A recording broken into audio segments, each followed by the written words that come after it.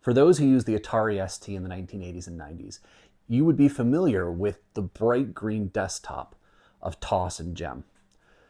In today's video, I'm going to go through a lot of the different variations of TOS that existed for the various different machines and over a period of time, and introduce you to what are some of the features about them, what's different about them, why would you want one versus the other or not care at all necessarily, and also kind of give you an idea of what kind of TOS versions, if you're in the retro computing scene, you might experience when looking in the wild, the retro computing wild that is. Because if you take a look at this desktop here, if you're familiar with the Atari ST, you might notice it looks a little different. Let's get to it.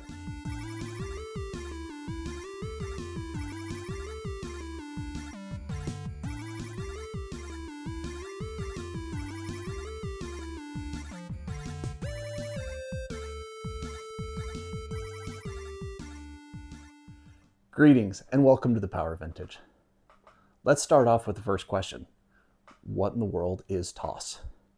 Well, the very short answer is it is the operating system, TOS, for the Atari ST line of computers in particular, right? It combines the GUI of GEM by Digital Research, that's Gary Kildall's company from the 1980s, running on the foundation of GEM-DOS.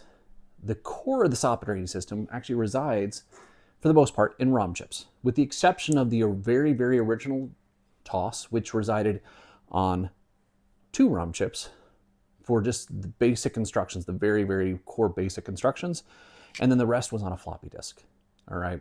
But after that period of time, after that short period of time when there was a split between ROM chips and floppy disk, it then moved exclusively onto these various different ROM chips of various different numbers, of various different sizes, depending upon the system and depending upon the version of TOS.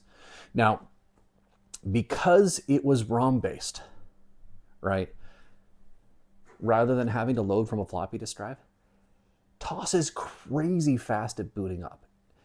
As long as it knows to boot up and it's not searching for a bootable bootable media such as a floppy disk or a hard disk drive, it'll boot up in a matter of seconds, right? Almost instant on, similar to what you might have from an iPad today, right?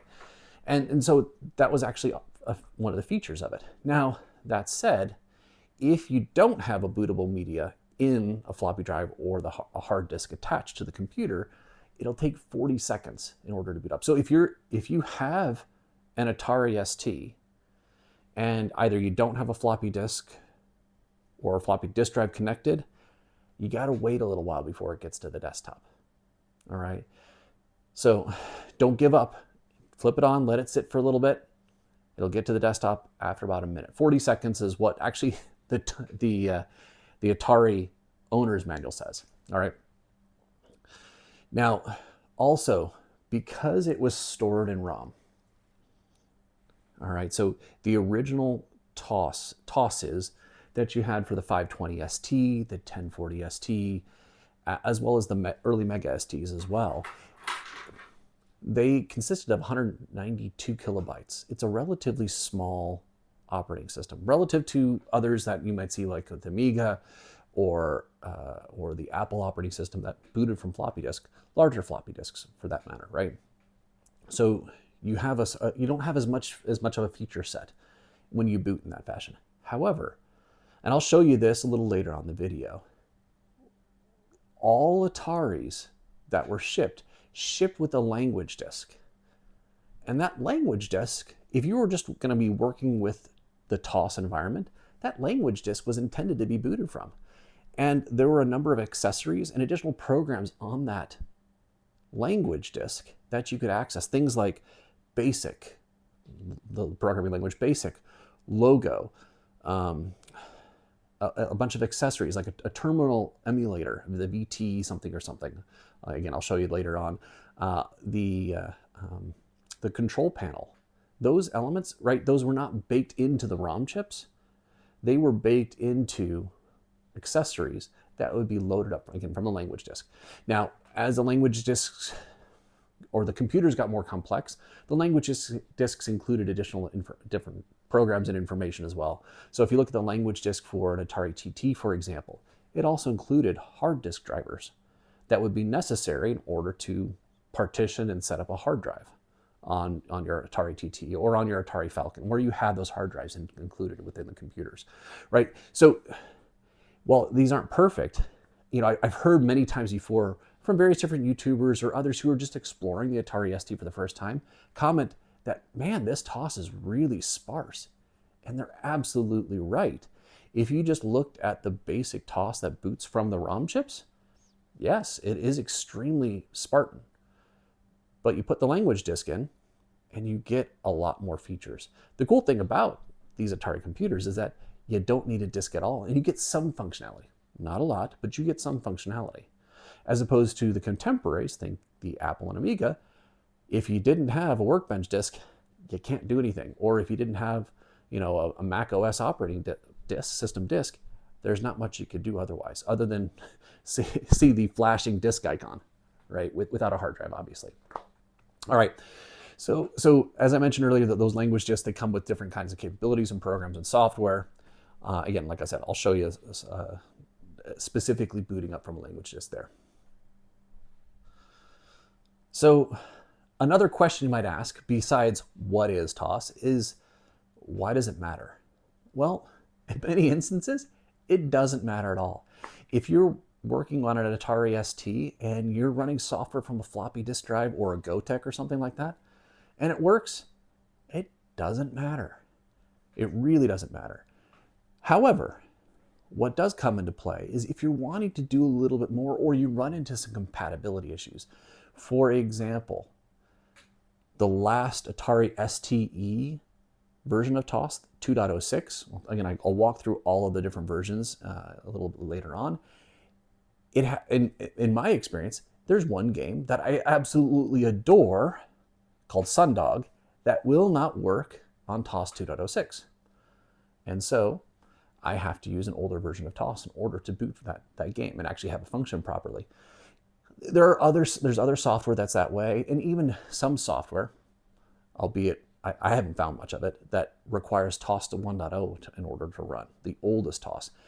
I have not experienced that. For the most part, almost everything is relatively compatible. And if it isn't already, there are folks who have actually made them compatible.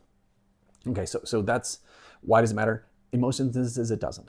However, if you're wanting to tinker, tweak, do more with your Atari ST, you probably would want to get a different version of TOS on it. For specifically looking at hard drive compatibility, that's one of the biggest areas.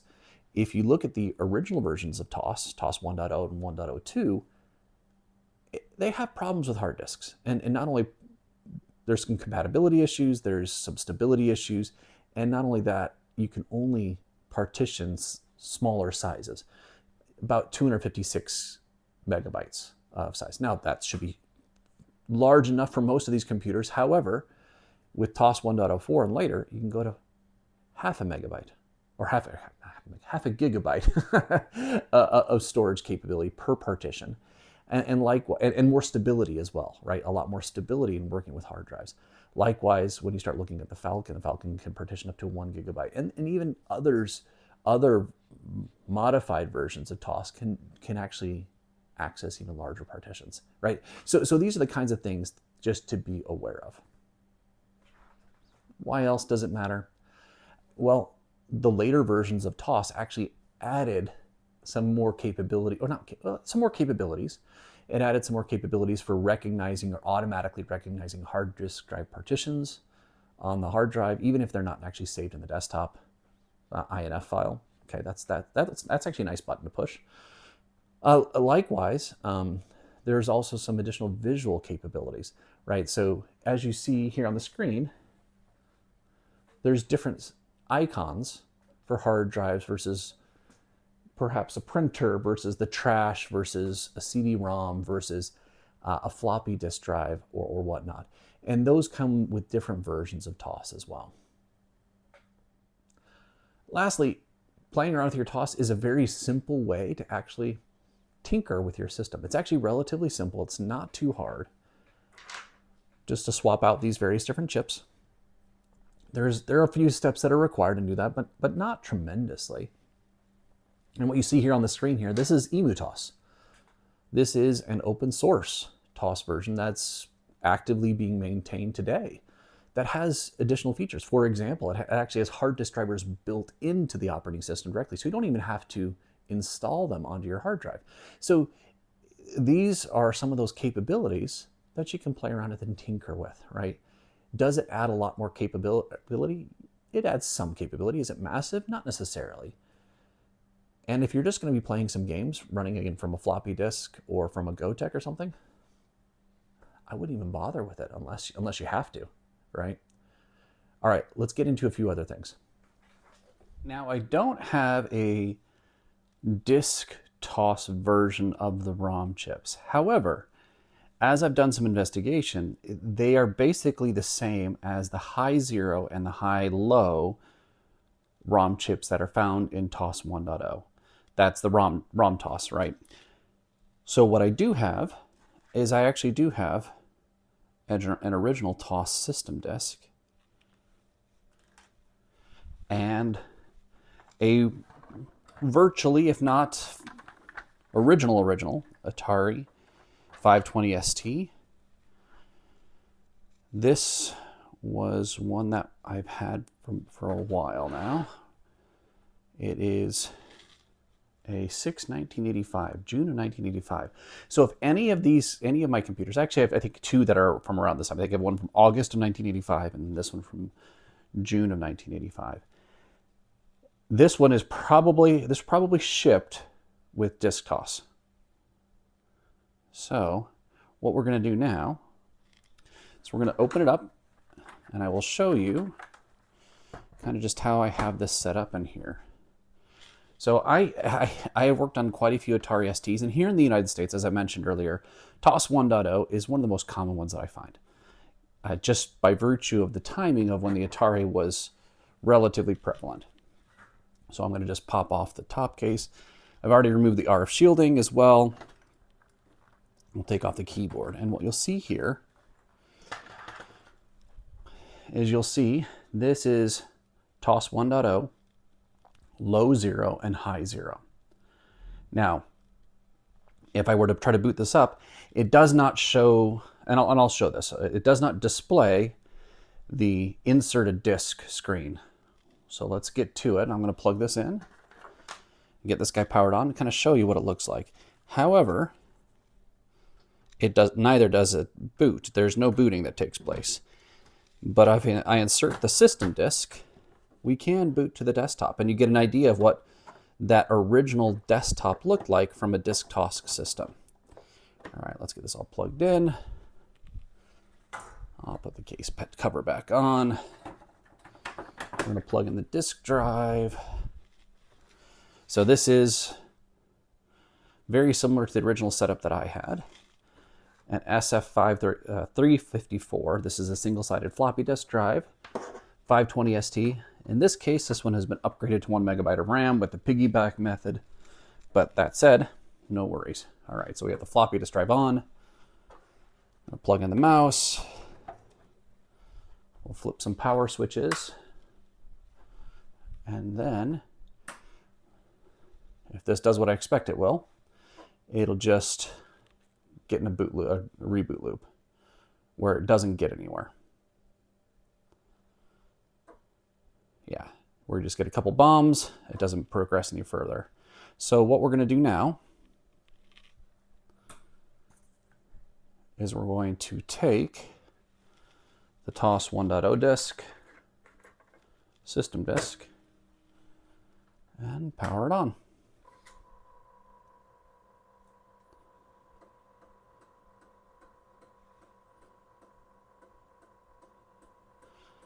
And even with those two ROM chips, it knows exactly what to do with a floppy disk drive and is booting.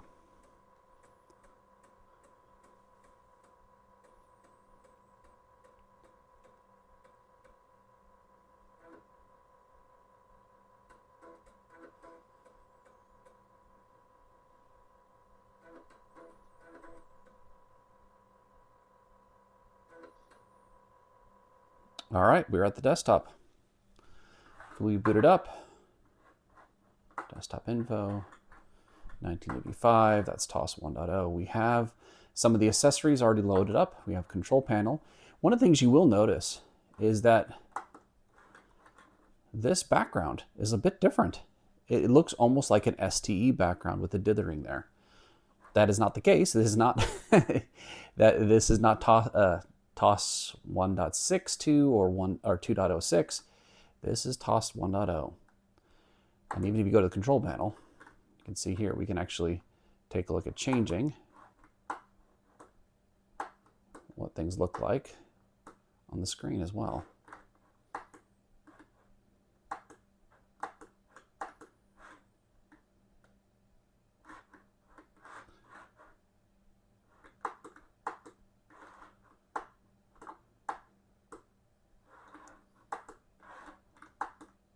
All right, and here we are. Very simple. Let's take a look at the disc itself. We have our accessories, we have a sample program, and we have the TOS image.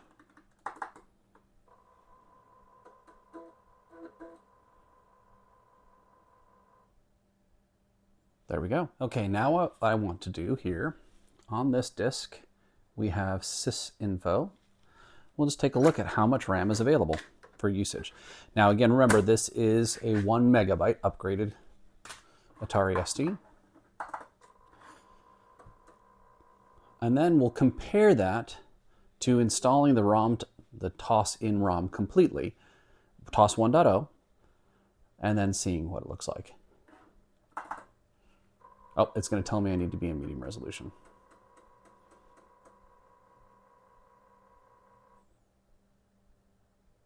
Yep. We'll just need to change the resolution here. Set preferences, medium resolution. There we go. Sysinfo again.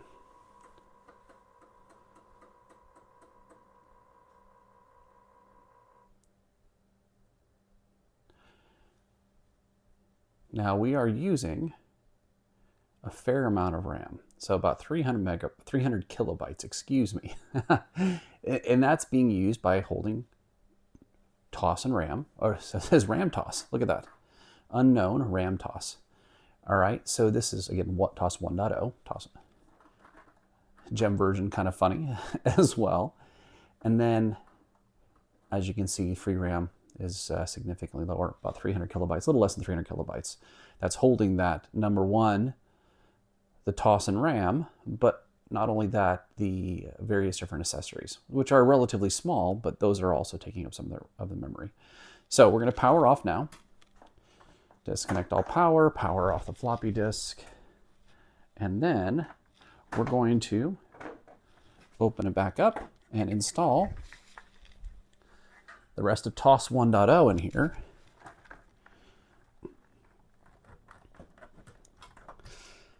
To give you an idea of those differences.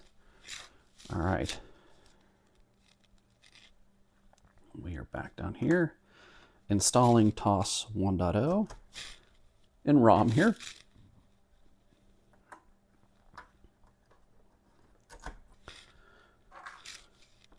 There we go.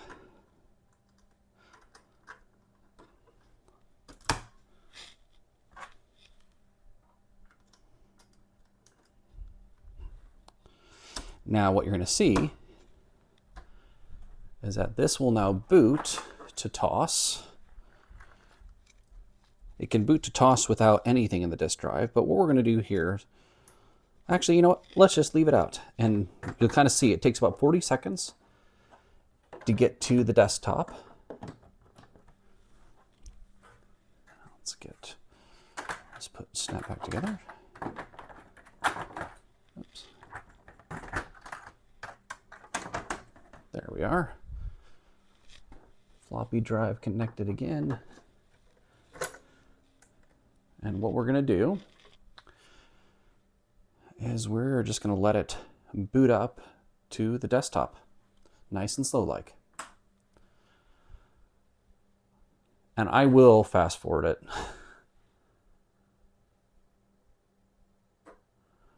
One of the first things you'll also notice when we get to the desktop, Not only does it take a while to get there, but you'll also notice that the background has a different color. And here we are. After 40 seconds, you can see the background looks a bit different. You don't have the dithering effect that the RAM TOS had. All right, we're now going to switch to medium resolution. Let's pop that floppy disk in there. Fine. All right, so we have sysinfo in here again. So if you recall, we had 740 kilobytes available under RAM TOS. Now full ROM TOS will have significantly more back. As you can see, TOS 1.0, gem version 1.13, it no longer says unknown RAM TOS. We have about 200 kilobytes more than we had before. There we go. All right, so what we're going to do now, we're just going to, I'd like to boot up into a language disk. I mentioned earlier the language disks that came with all the Atari STs. This is an early Atari ST, 1986. So this probably came with a 1040 ST or a 520 ST. So we'll pop it in the floppy drive, reboot.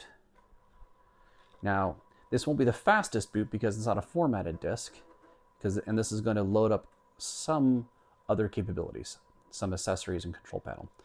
We'll also take a look at how much memory is being taken up by the control panel and the other accessories as well.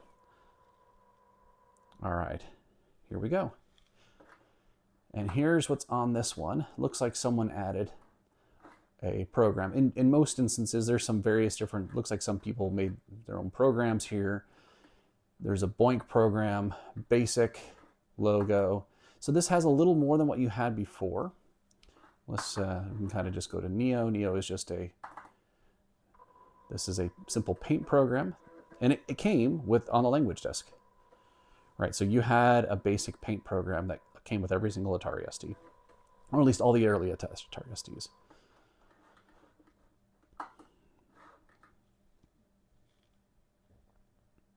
There we go. We're just going to quit out of there. Here is a sample program. And this just fills the screen with a bunch of Fujis. There we go. Lovely.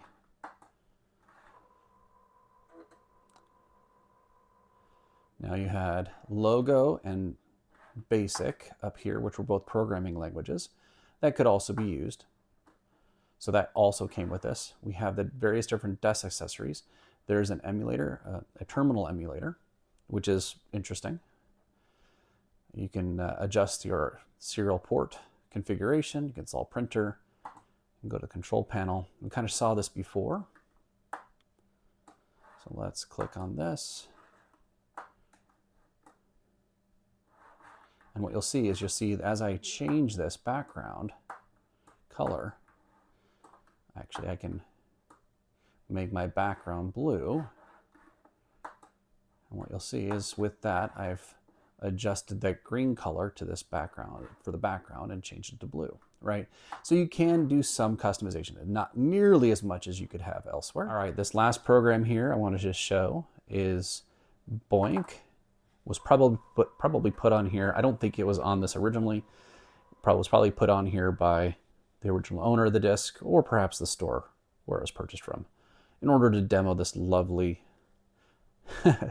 probably very familiar demo that many of you have seen before. All right, here we are. Actually, we're just gonna zoom in. Lovely ROM sockets. And here we have TOS 1.04. Yes, I didn't label it too much, but whatever. It works.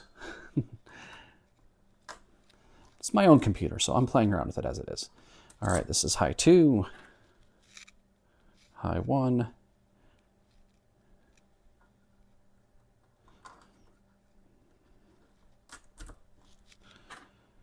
high 0. Now, in the 520 ST, like this, the original shortboard, you really need 6 ROMs. All right. You can use all sorts of modifications and do some rewiring to make it happen, to use only 2 ROMs or different kinds size ROM chips, but I'd recommend against it because these ROM chips are actually that we use here. These are 27C256 or 512s that I am using, and they're relatively easy to source still today. All those others are harder to source, and I don't like doing extra wiring if I can avoid it. Right? This is how the board is set up. Now, I'll show you on a later revision 1040 ST board what that one looks like, because there's an easy option to swap between a 2 TOS ROM set or a 6 TOS ROM set. All right, so we have our ROM chips in. Let's get back. One more thing I wanted to show. All right, desktop info. We talk about rainbow TOS. You might have heard the term rainbow TOS before. This is where rainbow TOS comes from. That pulsating rainbow colored Atari. As simple as that. All right. One of the things I did mention about the Atari 1040 ST or STFs, 520 ST, 1040 STs, what you have is you have 2 different boards here. This top one is a 1040 ST. This is bottom is a 1040 ST, but a different configuration. And one of the things you will notice on the newer board, you'll notice these 4 jumper pads, 256K or 1 meg, right? And so what you simply do is you have to jumper. If you're going to use 6 chip ROMs, you go for the 256. If you're going to go for 2 chip ROMs, you go for the 1 meg. All right. Now, if you take a look at the older board, just like the 520 ST, you don't have anything of that sort here. So these boards here were designed to be used with 6 chips, 6 chip ROMs. Obviously, there are things you could possibly do to adjust it, but in general, it's not feasible. All right. Now, I forgot, there's actually another jumper right here as well. So you have 3 jumpers in total. I apologize. All right. So different boards will have those in different locations if they are available. If they are newer boards, newer Atari STs, you will have them. If they are not, then you won't. But in general, what I would, if you have the choice, it is so much easier to source these chips in order to burn different ROMs to than it is to source the larger ones. And from what I've seen, I can't even find it. The size of the ROM chips does not come in the 28-pin DIP package that you have here for the typical Atari ST ROM chips. All right, for the 6-socket ROMs. You can get, I think, either 30 or 32-pin DIP chips, and those will work. But unfortunately, they are, again, you'll have to do some tweaking to them in order to get them to function. It's possible. Yes, it is possible. But it requires more. It's not just plug and play. As simple as that. All right. Now moving to the STEs, that's either the 520 STE or the 1040 STE. What you see here is you see the motherboard layout. On the upper right hand corner of the board, what you have is that you have the 2 ROM chips there, and the two, they're both socketed in this case, as well as a series of jumpers. So as this zooms into where the jumpers are, you can see them in, again, the upper right hand corner of the image that zooms in on the ROMs. Um, you'll notice that those 2 ROM chips don't fill up the entire sockets. Those are 28 pin ROMs, and so if you, the cool thing about it is you don't have to change the socket. What you just simply have to do is to change those jumpers. They're 0 ohm resistors, so just links. Those 3 little links, the W103, 104, 10, probably 105, you simply have to change those over. And what that does is that allows you to put in a 32-pin EEPROM into that socket there. 2 32-pin EEPROMs in that socket, which are relatively readily available, and you can easily burn TOS 2.06, 1.62, or whatever TOS you would like to for your Atari STE, and upgrade that fairly easily. But again, this one's relatively easy. Like you saw on the 1040 STFs that had the jumper pads. This is actually a little bit even a little bit easier than that. You simply have those links. You just simply have to change which pads are connected. All right, what I want to do is now is I want to just walk down kind of in a laundry list sort of fashion the major TOS revisions that existed. There are others that were out there. There are some various different development tosses that are out there as well as a very specific one for the ST book, etc. But what I want to do is focus on the major ones that were in widest circulation. So starting off from chronological order, you have in 1985, this is the disk toss that I kind of walked through earlier that requires a system disk as well as just the bare bones basic two ROM chips, and that applied to the 520 ST and the 260 ST. Now, moving on, you had the ROM TOS that came soon afterwards that basically had the same functionality but all in ROM, and that's the six chip kind of structure. Now, I think you could actually do it on two chips if you had the a board that would accept them. The original Atari 520 STs, you'd have to do some fiddling to make that happen. But I guess feasibly you could possibly make it work. And really that applies to any ST or STF that existed. So the 1040 STFs, the 520 STFs, or the 520 STs, 260 STs worked across the board on all those. Then we move into 1987 with the introduction of the Mega ST. And with that came TOS 1.02, oftentimes referred to as Blitter TOS, because it corresponded with the release of the Mega ST that had the Blitter chip on it and supported that capability as well. Now, in my mind, based on my experience, and this is just my personal experience, TOS 1.02 is the first TOS that I would use with a hard drive. You can actually use it fairly stably. It isn't as wonky as TOS 1.0 using with like an Ultra Satan or something like that. I had plenty of issues using TOS 1.0 in the past with hard drives. 1.02 works fine. You just have to have smaller partitions. I didn't do any advanced stuff on it with TOS 1.02, but it worked well enough. Moving on to TOS 1.04, that's Rainbow TOS, as I mentioned earlier. Again, it's a six chip solution. It also existed in two chips. Actually, TOS 1.02 oftentimes you'd find in two chips, especially in the Mega STs. And TOS 1.04 applies to all STs, STFs, Mega STs, and Stacy's. And really, this is the pinnacle or the end state officially of the supported tosses for those STs and STFs and Mega STs, the non STEs. We'll talk a little bit more than a second.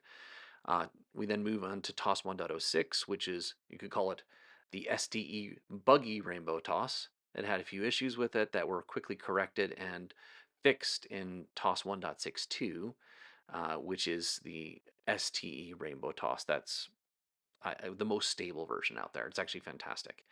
From there, we in 1990, at the same time, we had the original Atari TT TOS, TOS 3.01.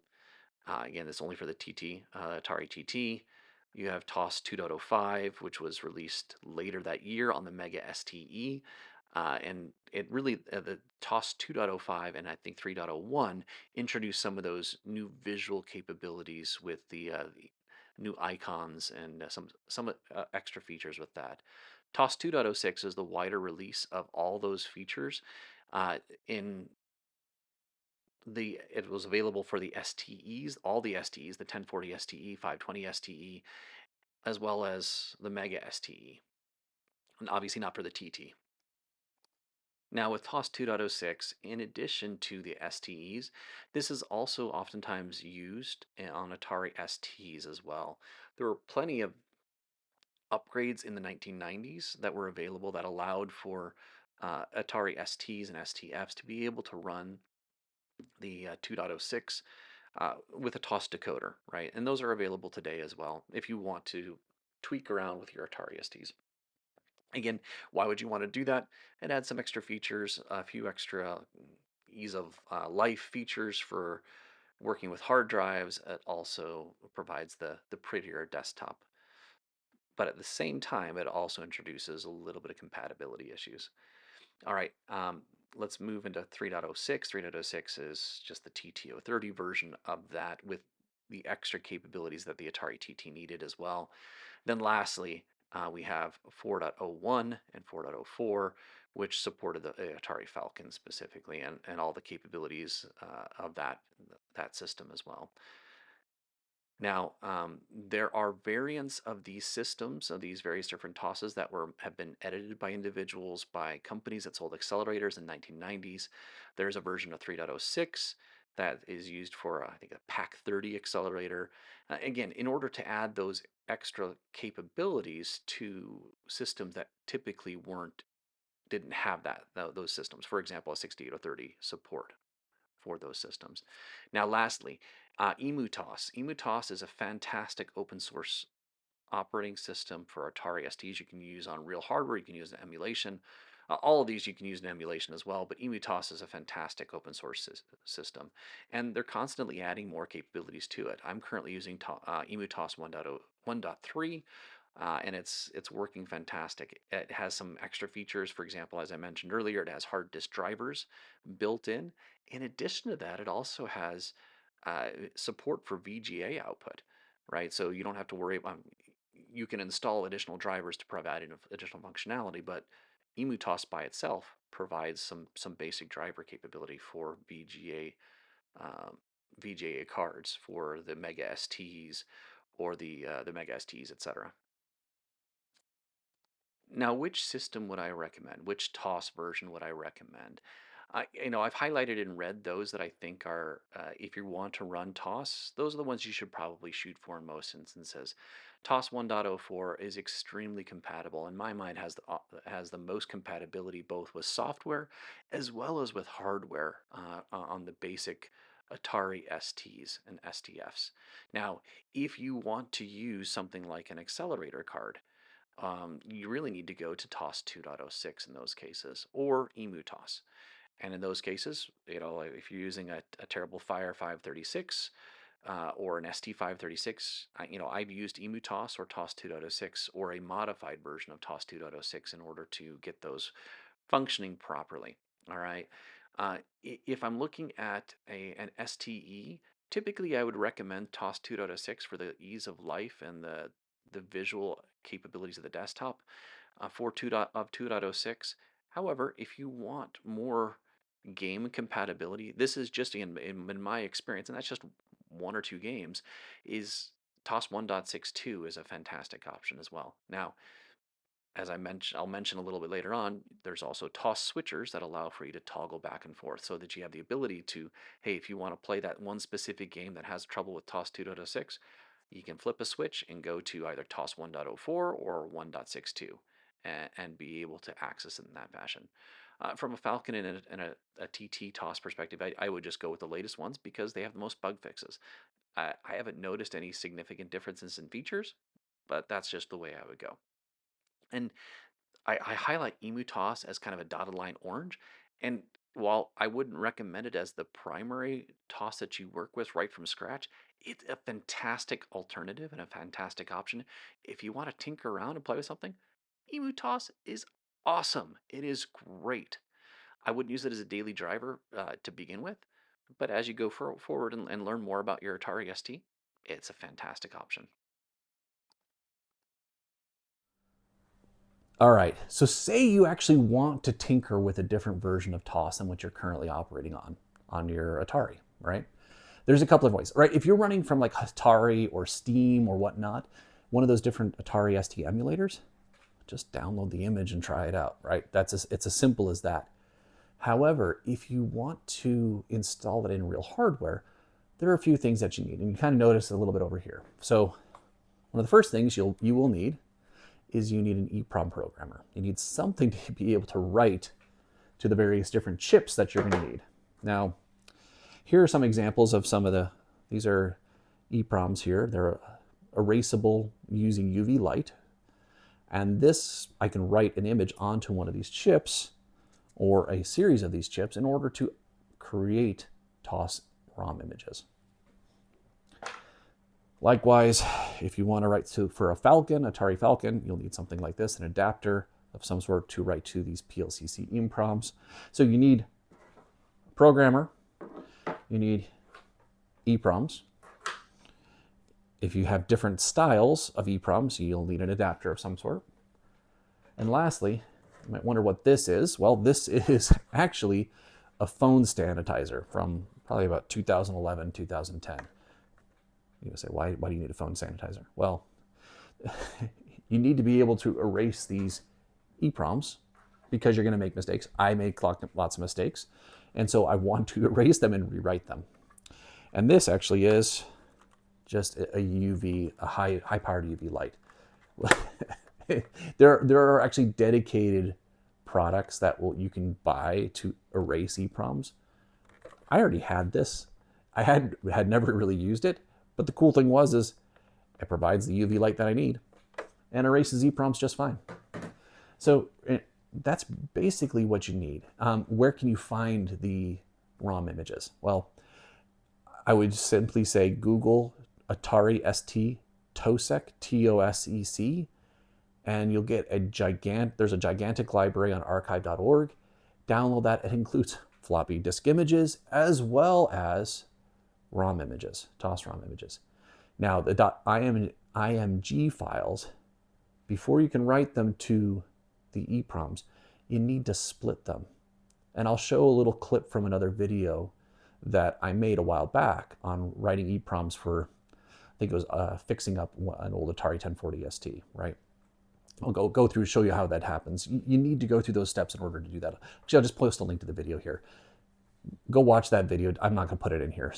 But you need to split up that ROM into, well, depending on how many ROM chips you need, 6, 4, 2, or none, or 1. Just leave it at 1, depending on how you're actually going to program it and how many chips you're going to program it to. All right. So one of the last things I did want to talk about are some of the additional things you can do with TOS ROMs, right? So there's a couple different upgrades, TOS switchers, you could call them. And those TOS switchers allow you to switch between multiple different TOS versions, all right? So Exos has one, others sell them as well, that allow you to either switch via a jumper, via a switch on the back of your computer that you add in, or some where you just hold down the reset button and it causes the TOS bank selected to be switched. And so you can boot a different TOS image, right? And so those are some pretty cool capabilities and tools if you want to try multiple TOSes at the same time. Likewise, there's also a decoder. And when I say decoder, TOS decoders are necessary in order to run TOS 2.0, the 256 kilobyte TOS images on the original Atari ST hardware. So when I say original, 520 STs, not STs, STs, 1040 STs, the STFs as well, and the Mega STs. Those three systems, the non-E's, need a TOS decoder in order to run the 256 kilobyte versions of TOS on them. Now, this video wasn't meant to be a technical deep dive into the various different TOS parameters and how it functions and how you could actually tweak it yourself. This is more just an introduction as to what TOS versions exist. What does it do? How can you change it? What benefits do you get or don't get if you upgrade your TOS? There are a lot of folks, I've heard lots of folks saying, hey, I need to upgrade my TOS. Well, first question I always ask, if someone asks me that question is, well, what are you going to use your computer for? And if the answer is, I'm loading stuff from a floppy disk, well, if it works, it works. You may not need to upgrade your TOS. All right, I hope you enjoyed this video. Thanks for watching and have a fantastic day. Later.